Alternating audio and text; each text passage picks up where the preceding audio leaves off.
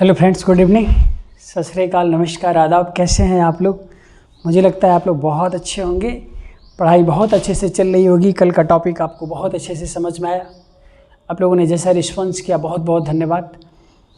देखो दोस्तों, टॉपिक्स कोई भी टफ नहीं होता है, बस उसको कितनी बार रिविजन्स के मोड में लेके आ रहे हैं। आप लोग अपने लाइफ में खुद एक अनुमान किए होंगे कि लाइफ में टफ से टफ इंसान थोड़ा परेशान करता है, उसको समझने में दिक्कत होती है, लेकिन जब समझ जाते हैं ना तो कितना हो टफ इंसान भी क्यों ना हो, अगर उसको समझ लिए तो उसको तो हम नचा सकते हैं ना मुट्ठी में। बस वैसे ही सब्जेक्ट भी होता है, जो टफ होता है इसको टफ समझ के छोड़ेंगे तो और टफ लगेगा। इसलिए टफ है तो उस पर थोड़ा ज़्यादा एफर्ट लगा देंगे, आ जाएगा ये भी अपने औकात में। तो आइए दोस्तों, जैसा कि आपको पता है कि हम एक्सक्रीटरी सिस्टम्स पढ़ा रहे थे और इस उत्सर्जी तंत्र में, उत्सर्जन तंत्र के तहत मैंने आपको ये सब मैंने समझा दिया था कि किसका कौन सा उत्सर्जी अंग होता है। दोस्तों, हमें जो पढ़ना है, हम विभिन्न जीव जंतुओं के उत्सर्जी अंग को भी मैंने बता दिया था, लेकिन हमें जो पढ़ना है वह मानव का उत्सर्जी अंग पढ़ना है। और उसमें हमको क्या पढ़ना है दोस्तों? मानव का मुख्य उत्सर्जी अंग पढ़ना है और उसके साथ साथ सहायक उत्सर्जी अंगों को भी साथ साथ पढ़ना है। लेकिन दोस्तों, जो भी उत्सर्जन तंत्र के तहत मुख्य उत्सर्जी भाग होते हैं, मैंने आपको समझाया था कि मुख्य उत्सर्जी भाग के तहत कौन सा आता है? किडनी आती है। तो हमें स्पेशली रूप से इस टॉपिक के तहत हमें किडनी पर ही फोकस करना पड़ेगा। और इसके अलावा जो भी सहायक आएंगे जहाँ जहाँ उसको हम, जैसे हम जब हार्ट पढ़ाएंगे आपको तो हार्ट वाले टॉपिक्स में उसको उठाएंगे। जैसे लीवर का सिस्टम है, लीवर वाला है, तो जब रेस्पिरेटरी सिस्टम पढ़ाएंगे तो वहाँ लीवर्स की चर्चा कर देंगे और वहाँ लंग्स की चर्चा कर देंगे। इस बिग इंटेस्टाइन की चर्चा जब वो डाइजेशन सिस्टम पढ़ाएंगे तो वहाँ हम कराएंगे small intestine and large intestine किस प्रकार से होता है। पहले हम समझाते हैं, इसको अच्छे से समझिएगा, मुझे लगता है आपको समझ में आएगा। देखो दोस्तों, मानव का उत्सर्जी अंग, मुख्य उत्सर्जी अंग और मैंने लिखा अन्य उत्सर्जी अंग, ये सहायक की भूमिका अदा करते हैं और ये मेन रोल अदा करता है। मुख्य शरीर से हानिकारक पदार्थों कौन होता है? अमोनिया को माना जाता है, नाइट्रोजन्स के कंपाउंड्सों को माना जाता है। इसलिए नाइट्रोजन्स के यौगिकों को, नाइट्रोजन युक्त जो भी यौगिक हैं उसको शरीर से बाहर निकालने की प्रक्रिया उत्सर्जन कहलाती है। ये तो आपको समझ में आ गया। तो दोस्तों, आपको मैं बता दूं, सबसे पहले इस पे आने से पहले इधर एक बार दृष्टिपात करते हैं कि अन्य उत्सर्जी अंगों में दोस्तों स्किन भी आती है। स्किन के माध्यम से हम अपने पसीने को बाहर निकालते हैं, तो ये भी तो एक प्रकार का एक्सक्रीशन है। लेकिन दोस्तों, इस टॉपिक को यहाँ नहीं पढ़ेंगे। कब पढ़ेंगे? आपको खुद पता है, जब स्केलेटल सिस्टम पढ़ना स्टार्ट करेंगे तो उसमें हम सब पढ़ाएंगे कि कौन कौन सा स्किन का कौन कौन सा भाग होता है, एपिडर्मिस क्या होता है, डर्मिस क्या होता है, ये सारे चीज़ हम वहाँ एक्सप्लेन करेंगे। यकृत यहाँ नहीं पढ़ाएंगे। यकृत का जितना रोल था मैंने उसको पढ़ा दिया। प्रोटीन के जब मैंने शुरुआत ही किया था तो वहाँ मैंने यकृत का पूरा रोल समझाया था आपको कि किस प्रकार से यकृत अमोनिया को यूरिया में बदल करके मनुष्य को सुचारू रूप से जीवन यापन करने के लिए एक मार्ग प्रशस्त करता है। फेफड़ा, देखो दोस्तों एक बात सुनना, लंग्स का काम होता है फेफड़ा का शुद्धिकरण करना, प्यूरिफिकेशंस ऑफ ब्लड, समझ में आया? और किडनी का काम होता है रक्त को छानना। बच्चा यही कन्फ्यूजन होता है, इसीलिए ध्यान से सुनिएगा। ये जो लंग्स है ये ब्लड का शुद्धिकरण करता है, बात समझ रहे हैं? और किडनी रक्त को छानती है। अभी मैं समझाऊंगा किस प्रकार से ग्लोमेरुलस से किस प्रकार से रक्त छन छन के आता है और किस प्रकार से वो पीसीटी में एंट्री करता है, फिर लूप ऑफ हेनले से होते हुए डीसीटी से बाहर निकलता है। तो थोड़ा सा टफ है। सबसे कठिन टॉपिक मुझे बायो का अभी तक जो लगता है वो एक्सक्रीटरी सिस्टम लगता है, क्योंकि इसमें वर्ड भी थोड़ा टफ होता है। और मैंने यहीं से स्टार्ट किया कि पहले से अगर बड़े से बड़े साम्राज्य को अगर जीत लोगे ना तो छोटा साम्राज्य तो आपकी भय से आपके अंदर आ जाएंगे, मिल जाएंगे। इसीलिए कहा जाता है कि युद्ध में कोई हारता ही नहीं है, बस युद्ध में कोई ज़्यादा जीतता है और कोई कम जीतता है। अगर आप मेरे दोस्तों, आप अपने साम्राज्य के विस्तार के क्रम में सबसे बड़े साम्राज्य और सबसे बड़े प्रतापी शासक को पराजित करके आओ तो आसपास के छोटे छोटे राज्य आसानी से आपके सानिध्य में आकर के आपके शरण में आपके पैर चूम लेंगे। ये तो हकीकत है। तो बस वही चीज़ है कि बड़े से बड़े टॉपिक्स को जब ग्रिप में ले लोगे आप तो छोटा टॉपिक समझ में आने लगता है। अब इसके बाद है दोस्तों बिग इंटेस्टाइन है, तो मैं वहाँ समझाऊंगा कि अपचित भोज्य पदार्थ इस बिग इंटेस्टाइन में जाते हैं जिसे काइल कहते हैं, और इसी के बाद दोस्तों एनस से होता हुआ बाहर निकल जाता है। तो ये सब आगे हम करेंगे। मेन टॉपिक आज हमारा क्या है दोस्तों, मुख्य उत्सर्जन अंग। और मुख्य उत्सर्जन अंग कौन होता है दोस्तों, किडनी। याद रखिएगा, मुख्य उत्सर्जन अंग सिर्फ किडनी होता है, और किडनी के पश्चात ही देखो दोस्तों उत्सर्जित पदार्थ कैसे आता है। देखो दोस्तों ये क्या है, यूरेटर है। यूरेटर की मैंने हिंदी यहाँ लिखा है मूत्रवाहिनी। मूत्रवाहिनी, ये मूत्रवाहिनी दो जगह हो चुका है दोस्तों, सॉरी मैं इसको अभी मैं चेंज करता हूँ, यहाँ पर थोड़ा सा गड़बड़ हो गया है। मूत्रवाहिनी नहीं है, एक होता है यूरिनरी ब्लडर, ये होता है मूत्राशय।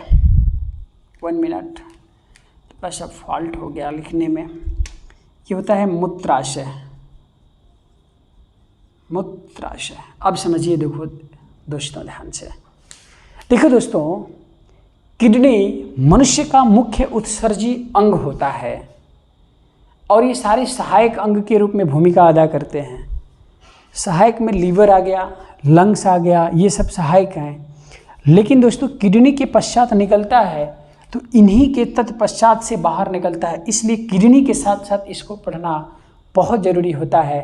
तो आइए दोस्तों आज हम थोड़े से इस टॉपिक की शुरुआत करते हैं आपके समझ कि किस प्रकार से किडनी रोल प्ले करती है। एकदम अच्छे से समझिएगा, मुझे लगता है आपको ये समझ में आ चुका होगा। तो आप लोग इसका स्क्रीनशॉट ले लीजिए, क्योंकि हम इसे अभी हटाएंगे। बस आपको याद रखना होगा कि मनुष्य का मुख्य उत्सर्जी अंग क्या होता है, किडनी होता है, और ये किडनी इन्हीं के सहायता से बाहर निकालती है पूरे रक्त में अपशिष्ट पदार्थों को। और ये तो दोस्तों इस रक्त में अपशिष्ट पदार्थ ये सब चीज़ अलग चीज़ होते हैं। ये हमारे बॉडी से निकलता हुआ जो भी पसीना वगैरह है वो त्वचा के माध्यम से निकल रहा है, यहाँ से स्मॉल इंटेस्टाइन के माध्यम से, बिग इंटेस्टाइन के माध्यम से निकल रहा है। तो दोस्तों ये चीज़ इतना हो गया। आइए अब हम किडनी के स्ट्रक्चर पर थोड़ा एक बार दृष्टिपात करते हैं, उसके बाद इसको मिटाते हैं। अब ध्यान से समझिएगा। देखो दोस्तों एकदम अच्छे से समझिए, हमारी पूरी बॉडी में 2 किडनियाँ होती हैं। कितनी होती हैं दोस्तों, 2 किडनियाँ, अर्थात एक जोड़ी किडनी होती है। इसीलिए मैंने क्या लिखा, 2 जोड़ी किडनी। अगर मैं यहाँ खड़ा हो जाऊँ, ये मेरी राइट किडनी और ये मेरी लेफ्ट किडनी। देखो दोस्तों किडनी में एक संरचना पाई जाती है, याद रखिएगा, एक बात मैं बता रहा हूँ आपको। किडनी में एक संरचना पाई जाती है जिसे हम नेफ्रॉन कहते हैं। क्या कहते हैं, नेफ्रॉन कहते हैं। जैसे मैं आपको रियलिटी के साथ बताऊँ तो आप समझो, जैसे मान लो पूरी मकान मैंने बनाया, पूरी मकान में क्या लगा, ईंट लगा, सीमेंट लगा, लेबर लगे, है ना, मैकेनिक्स लगे, तरह तरह के लोग लगे। लेकिन दोस्तों क्या चीज़ नहीं होता तो इस मकान का निर्माण नहीं होता। तो दोस्तों सब कुछ होता, लेकिन ईंट नहीं होता तो ये मकान की दीवार नहीं खड़ी हो पाती। उसी तरह से दोस्तों किडनी का निर्माण ही नेफ्रॉन जैसी छोटी छोटी संरचनाओं से मिलकर के होता है। इसीलिए नेफ्रॉन को इसकी संरचनात्मक एवं क्रियात्मक इकाई के नाम से जाना जाता है। किसको दोस्तों, किडनी की इकाई क्या होती है दोस्तों, नेफ्रॉन होती है। नेफ्रॉन दोस्तों 20 लाख सूक्ष्म पार्टिकल से, सूक्ष्म कणों से मिलकर के बनी होती है। 10 लाख इसमें तो 10 लाख इसमें, दोनों मिलाकर के 20 लाख, और ये 20 लाख सूक्ष्म कणों से मिलकर के बना होता है दोस्तों। इसीलिए दोस्तों नेफ्रॉन को हम क्या कहते हैं, आपको समझ में आ गया होगा, किडनी की संरचनात्मक एवं क्रियात्मक इकाई होती है। किडनी को एक निश्चित संरचना, एक मकान को निश्चित संरचना किसने पैदा किया, ईंट ने पैदा किया। उसी प्रकार से किडनी को एक निश्चित स्ट्रक्चर, निश्चित संरचना और उसको कार्य करने की प्रेरणा कौन देता है, तो दोस्तों किडनी के अंतर्गत ही छोटे छोटे 20 लाख सूक्ष्म कण होते हैं जिसे हम नेफ्रॉन कहते हैं। और इसी नेफ्रॉन को किडनी की सूक्ष्म इकाई अर्थात इकाई कहते हैं। और इकाई का सेंस क्या है, मेन यूनिट वही है, मेन फंक्शन वही कराती है। इसीलिए आपको पहला क्वेश्चन का आंसर पता चला कि सर किडनी 2 जोड़ी होती है मनुष्य में। किडनी का रंग बैगनी होता है। किडनी कैसा होती है दोस्तों, सेम के बीज की तरह दिखने में लगती है। ये तो आपको बात समझ में आ चुकी। किडनी क्या होता है, तो आपको एक बात यहाँ से ध्यान से समझिएगा एकदम अच्छे से। किसी भी तरह से कोई अगर आपको दिक्कत होगा तो यहाँ से समझने की कोशिश करिएगा। देखो दोस्तों, ये हमारा किडनी है ना, क्या है, किडनी। अब किडनी को अच्छे से समझिएगा। किडनी यह क्या है दोस्तों, यह मनुष्य का मेन एक्सक्रीटरी ऑर्गन होता है। तो इसके एक एक पॉइंट को लिखिए कि मनुष्य का मुख्य उत्सर्जी अंग होता है। मनुष्य का मुख्य उत्सर्जी अंग होता है, मुख्य उत्सर्जी अंग होता है। अभी हम किडनी का स्पेशल इंटरनल स्ट्रक्चर्स की बात करेंगे, तब आपको और अच्छे से समझ में आएगा। देखो दोस्तों, किडनी का काम क्या होता है, उत्सर्जी पदार्थ को बाहर निकालना। यह मनुष्य का मुख्य उत्सर्जी अंग होता है। इनकी संख्या कितनी होती है दोस्तों, 2 जोड़ी, एक जोड़ी, 1 पेयर होती है। एक पेयर में कितना होता है, 2, ये तो आपको बात पता ही होगा। ठीक, इनका रंग कैसा होता है, इनका रंग दोस्तों बैंगनी होता है। कैसा होता है, बैंगनी होता है। ठीक, अब ध्यान से सुनिएगा। किडनी 20 लाख, लगभग 20 लाख लिख लीजिएगा। किडनी लगभग 20 लाख सूक्ष्म कणों से मिलकर के बनी होती है। 20 लाख सूक्ष्म कणों से मिलकर बनी होती है,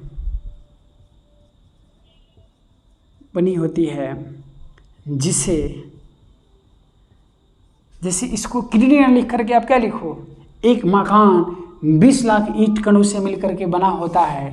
20 लाख छोटे छोटे कणों से मिलकर के बना होता है। उन 20 लाख छोटे छोटे मकान में निर्मित कणों को ईंट कहते हैं। उसी प्रकार से किडनी 20 लाख सूक्ष्म कणों से मिलकर के बनी होती है, जिसे नेफ्रॉन कहते हैं। नेफ्रॉन कहते हैं। आपको एक बात तो ये समझ में आ चुकी है कि नेफ्रॉन का संबंध सर किससे है, किडनी से है। ये बात तो स्पष्टता के साथ आपको समझ में आ चुकी है। बोलो, इसीलिए जब सूक्ष्म कणों से मिलकर के बनी होती है, इसीलिए नेफ्रॉन को, किसको, नेफ्रॉन को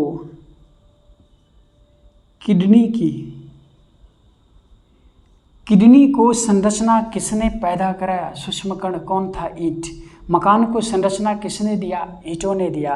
किडनी को संरचना किसने दिया, नेफ्रॉन ने दिया। इसीलिए नेफ्रॉन को किडनी की संरचनात्मक एवं स्ट्रक्चरल एवं functional unit of kidney is called nephron. समझ में आया क्या? नेफ्रॉन को किडनी की संरचनात्मक एवं क्रियात्मक इकाई कहते हैं। दोस्तों, इससे बेसिक से प्रश्न यही सब बनते हैं। क्रियात्मक इकाई कहते हैं। आपको अब बात पता चला कि किडनी की इकाई कौन है, नेफ्रॉन। सर नेफ्रॉन क्या होता है? नेफ्रॉन सर सूक्ष्म कणों से मिलकर के बना हुआ एक स्ट्रक्चर होता है जो किडनी को एक निश्चित संरचना और कार्य करने की प्रेरणा प्रदान करता है। इसीलिए किडनी की इकाई नेफ्रॉन को माना जाता है। ये बात समझ में आ गया दोस्तों? अब समझिएगा, ये जो किडनी है, अब समझिएगा, एक मकान को मैंने निर्मित किया। ओके, जब मकान निर्मित हो गई तो इस मकान में किसी तरह से अंदर सिड़न ना आए।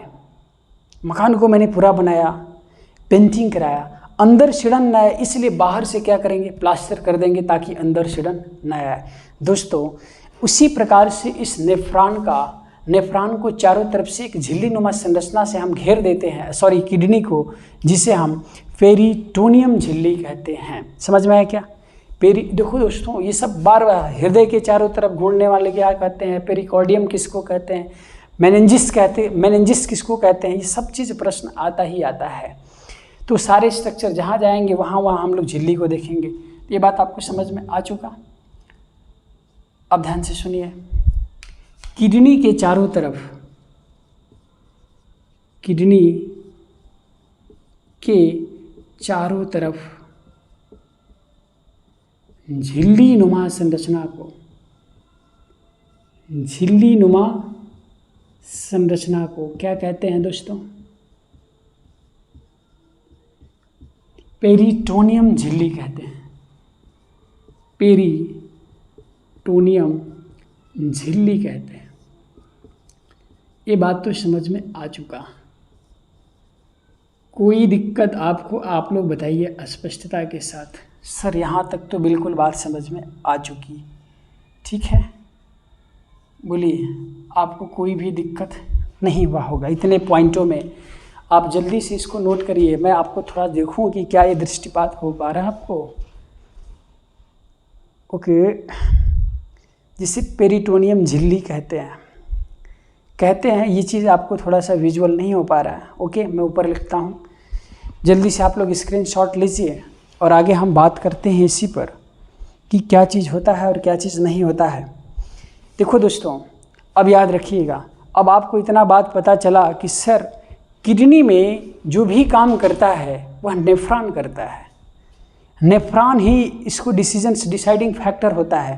अब आपको मैं समझाऊं थोड़ा सा दोस्तों, तो इसको आप लोग समझ चुके होंगे। अब यहाँ पर थोड़ा सा आते हैं। देखो दोस्तों, यह दोनों किडनी से यह जुड़ा है, यह क्या, यूरेटर। यूरेटर का मतलब क्या होता है? मूत्र। ये क्या है? ये नली है। समझ में आया? यूरेटर क्या है? नली है। इसी यूरेटर के माध्यम से दोस्तों इस ब्लैडर में मूत्र आकर के संचय होता है, जिसे यूरिनरी ब्लैडर कहते हैं, जिसे मूत्राशय कहते हैं। और इसी मूत्राशय में जब ब्लड जम ऐसा तो नहीं है ना कि इसमें आने के बाद, सॉरी ब्लड में बोल रहा हूँ, इसी मूत्राशय में क्या आके जमता है दोस्तों? आप बताओ।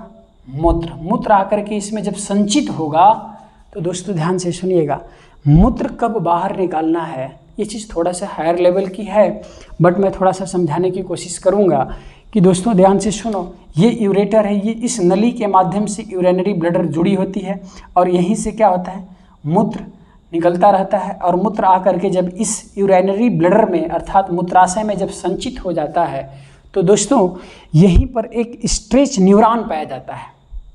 पिछली बार शायद नीट में पूछा हुआ था स्ट्रेच न्यूरॉन क्या है।